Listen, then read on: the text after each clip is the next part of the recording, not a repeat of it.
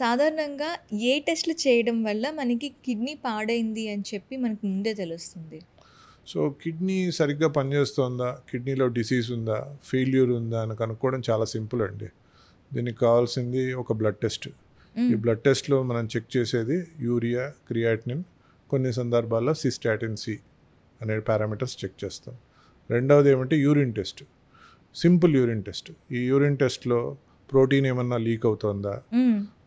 పస్ cells లాంటివి ఏమన్నా ఉన్నాయా, రక్త కణాలు ఆర్బీసీస్ లాంటివి ఏమన్నా ఉన్నాయా, ఓకే. క్యాస్ట్స్ ఏమన్నా ఉన్నాయా అనేటివి చూస్తాం.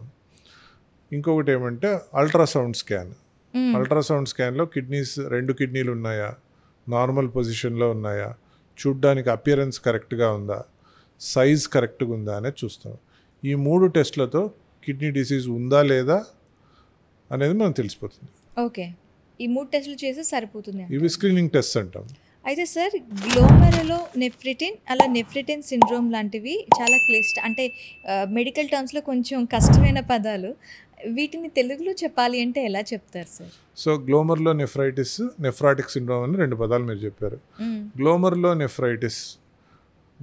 నెఫ్రైటిస్ అంటే మనం కిడ్నీ అనేది మనం ఒక ఆర్గాన్గా మనం అనుకున్నా కూడా హ్మ్. It is made up of several individual parts. Okay. అంటే మీకు ఒక కార్ అనుకుందాం అనుకోండి, కార్ అంటే ఒకటే కానీ దానిలో చాలా పార్ట్స్ ఉంటాయి కదా. అవును. అలా ఒక్కొక్క కిడ్నీలో అట్లా చాలా ఉంటాయి. దానిలో ఏమంటే దాన్ని నెఫ్రాన్స్ అంటాం. సో ఈచ్ కిడ్నీలో 1 మిలియన్ నెఫ్రాన్స్ ఉంటాయి అప్రాక్సిమేట్లీ. అబ్బో! 1 మిలియన్ అంటే ఇటువైపు 10 lakhs, అటువైపు 10 lakhs, 20 మిలియన్ నెఫ్రాన్స్ ఉంటాయి మన బాడీలో, 2 కిడ్నీల్లో. సో ఈ నెఫ్రాన్ లో చాలా పార్ట్స్ ఉంటాయి. దానిలో ఒక పార్ట్ ఏమంటే గ్లోమర్లస్.